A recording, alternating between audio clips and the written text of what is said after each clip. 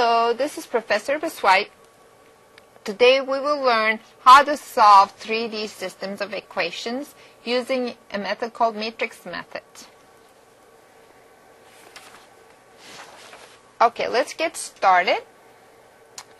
The first thing you do is you need to write all your three equations. We are talking about linear equations in this form: x, y, and z on the left, the constant on the right.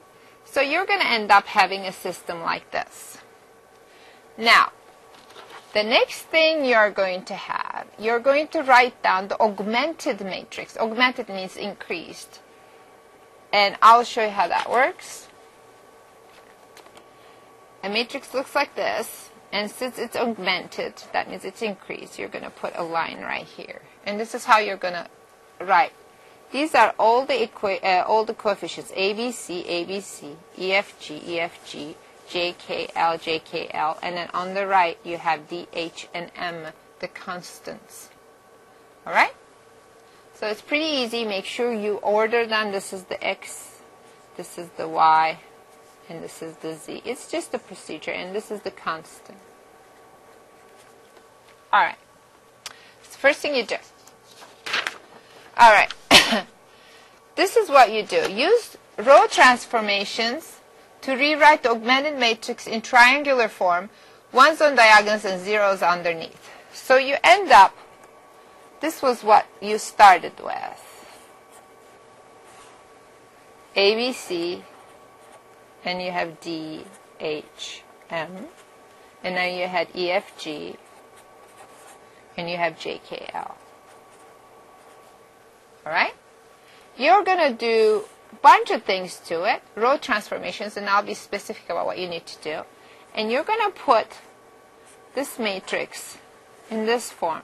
You're going to have in a triangular matrix, which is going to have ones at the diagonal and zeros at the bottom.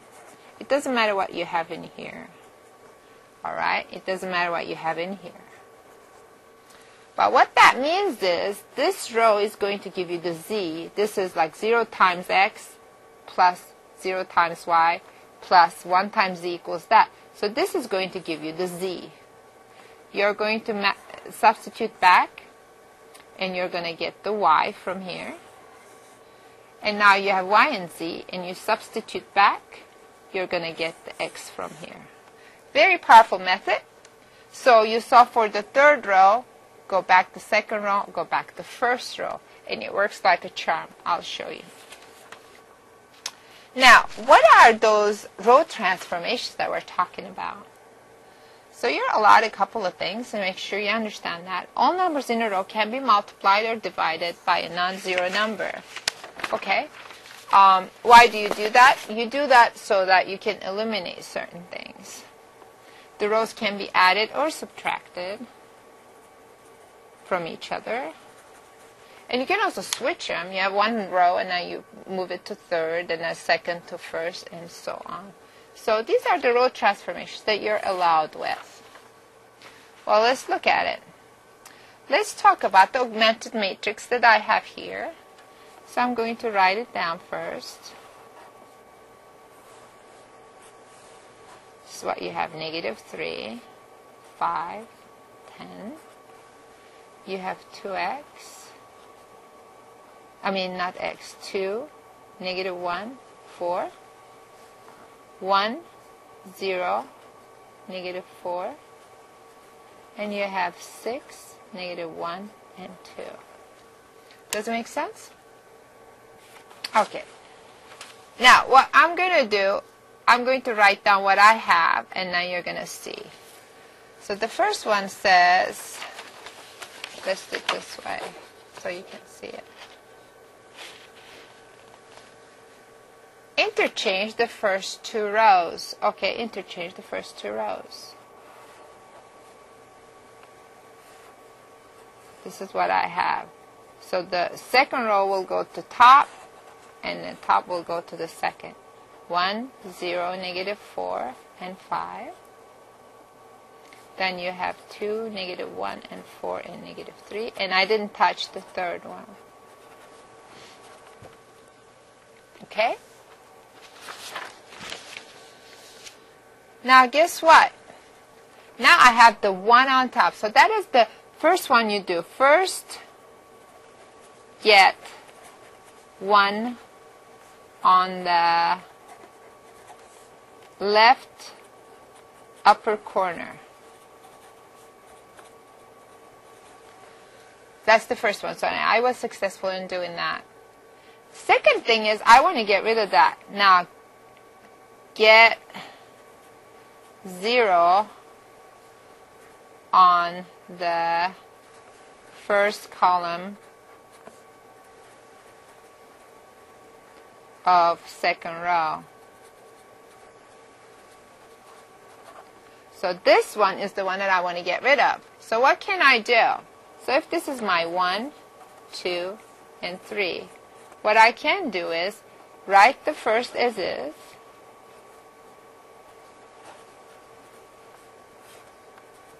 But what I'm going to do, I'm going to take the 2, and I'm going to take the first row, multiply it by -2, and add it to existing second row, and put that in second row. All right, what does that do? 1 times -2 plus 2, that's 0. 1 time, so 0 times -2, that's 0, plus that, that's -1. And this one is -2 times -4, that's +8, plus 4, 12. This one, -2 times -5, -2 times 5, that's -10, minus 3, -13. So let me make sure. This one is 0. This one is -1. That's 12. That's -13. Now, what I'm going to do, this is the same. All right? The next thing you do, let me put that in here so that you see it. Multiply the first row. Now these are the new numbering system. This is number 1, this is number 2, this is number 3. Multiply the first row by -6 and add it to the third row. Does it make sense? So what happens is I have the first one as is. I didn't change. Second one as is. I did not change. Now what I'm going to do is I'm going to take this one, multiply by -6, and add it to here.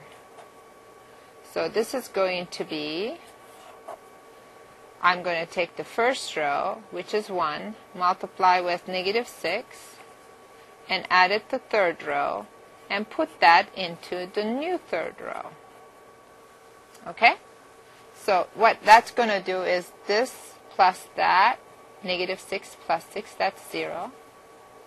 -6 times 0 is 0, plus this is -1.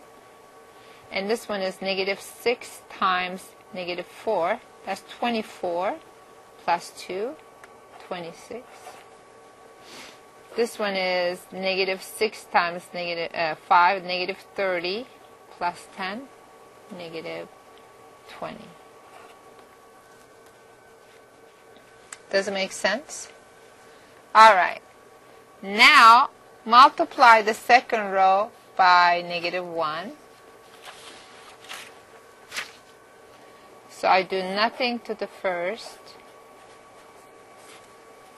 Hopefully I didn't make any mistake. Second row by -1, so that's going to be this. And this is what I got. All right. And we're getting there.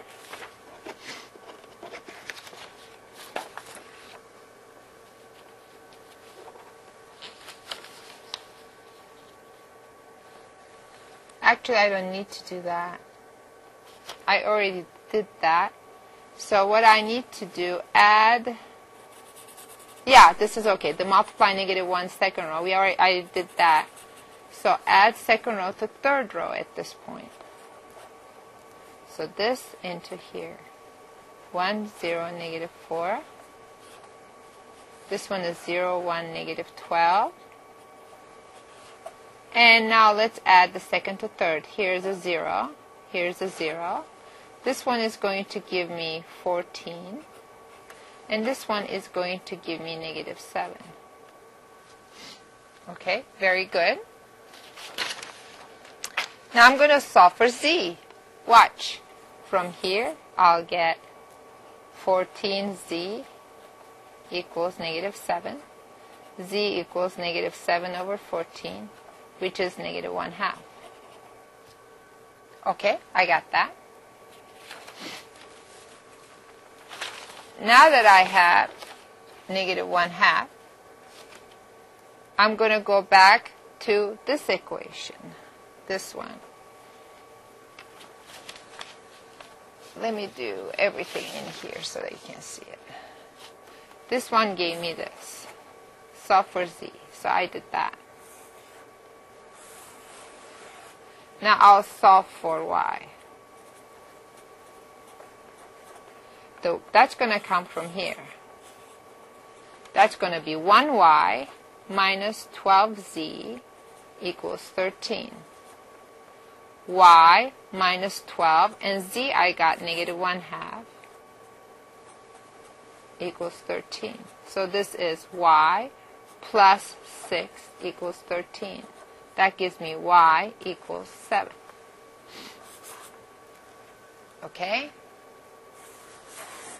Now let's solve for x.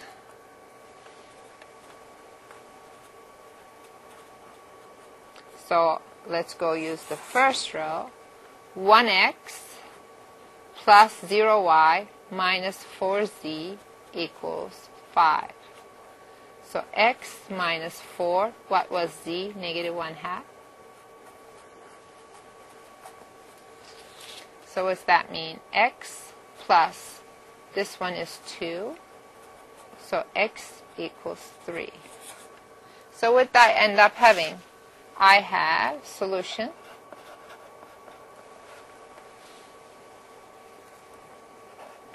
X3, Y7, and Z negative 1/2. Does it make sense?